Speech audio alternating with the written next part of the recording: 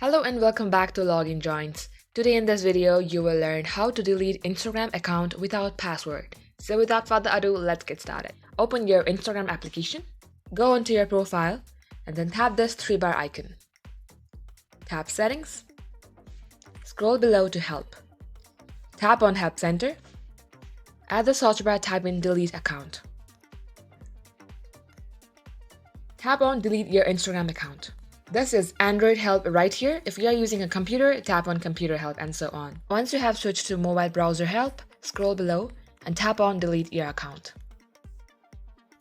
Now give here any reason you want. Now at this option of re-enter your password, tap on forgot password. Enter your email address where Instagram can send you a login link. And once you have reset your password, re-enter your password and tap on delete your account. And this is how we do it. Thank you all for watching and subscribe our channel for more.